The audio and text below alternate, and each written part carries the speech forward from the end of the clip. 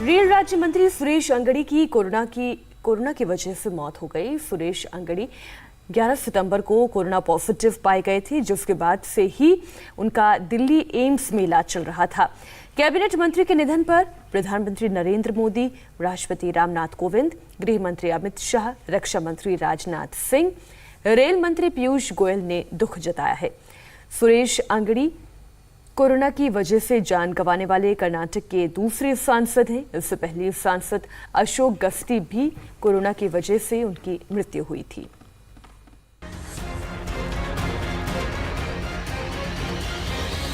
साल 2020 में काल बना कोरोना कितने लोगों को निगलेगा, इसका अंदाजा लगाना भी मुश्किल हो गया है। किलर वायरस न आम इंसान को बख्श रहा है, न नेता मंत्री को छोड़ रहा है।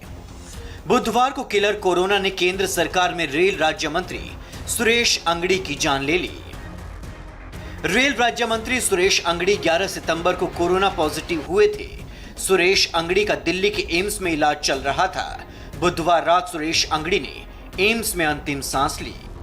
कोविड के कारण उनका टेस्ट 11 तारीख को हुआ था और वो पॉजिटिव आया था। तत्पश्चात वो अस्पताल में थे और सुधार भी हुआ, लेकिन ये जो आकस्मिक अटैक पड़ा जिसके कारण उनकी जीवन लीला समाप्त हुई है, ये हम सब के लिए बहुत ही दुखदायी है। रेल राज्य मंत्री सुरेश अंगड़ी के निधन से सत्ता के गलियारों में शोक की लहर दौड़ गई है। प्रधानमंत्री ने रेल राज्य मंत्री के निधन पर गहरा शोक जताते हुए सुरेश अंगड़ी के साथ अपनी एक तस्वीर पोस्ट कर लिखा। सुरेश अंगड़ी एक असाधारण कार्यकर्ता थे, जिन्होंने कर्नाटक में पार्टी को मजबूत करने के लिए कड़ी मेहनत की। वो एक समर्पित सांसद और प्रभावशाली मंत्री थे, जो पूरे स्पेक्ट्रम में प्रशंसित थे। उनका निधन दुखदायी है। दुख की इस घड़ी में मेरी सांत्वना उनके परिवार और दोस्तों के साथ है। शांति। सुरेश कर्नाटक के बेलगाम से लोकसभा सांसद थे।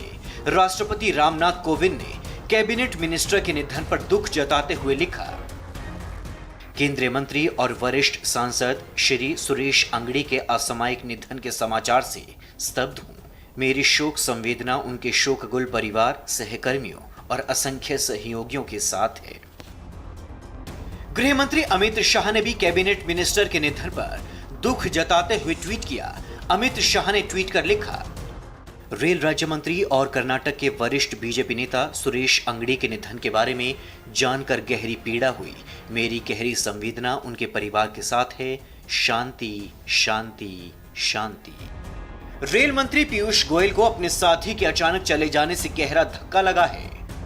वो काम करते थे, जनता की सेवा में जुटे रहते थे और मेरे लिए तो जो क्षति व्यक्तिगत पहुंची है, My deep personal loss, I have no words to express it.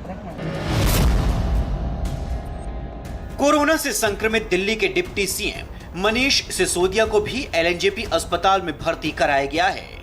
Sisodia का दूसरा कोरोना टेस्ट भी पॉजिटिव आया है, जिसके बाद उन्हें अस्पताल में एडमिट किया गया। इससे पहले मनीष सिसोदिया होम आइसोलेशन में थे। बुधवार को एक तरफ मोदी सरकार ने अपने कैबिनेट मंत्री को खो दिया, तो दूसरी तरफ प्रधानमंत्री नरेंद्र मोदी ने कोरोना पर आखिरी प्रहार करने के लिए 7 राज्यों के मुख्यमंत्रियों और स्वास्थ्य मंत्रियों के साथ एक अहम बैठक की। बैठक में प्रधानमंत्री ने कहा कि कोरोना से लड़ाई में अब लोकल स्तर पर काम करने की जरूरत है। आरंभिक काल में हमने जो लॉकडाउन किए, उसका बहुत लाभ मिला है। दुनिया में भी उसको सराहा गया है। लेकिन अब हमें माइक्रो कंटेनमेंट जोन पर ही बल देना चाहिए, जिससे कोरोना का प्रसार रोकने में मदद मिलेगी। प्रधानमंत्री क्यों लोकल स्तर पर कोरोना पर वार करने का मंत्र दे रहे हैं, इसकी गंभीरता को समझने के लिए कोरोना के आंकड़ों को देखना बेहद जरूरी है।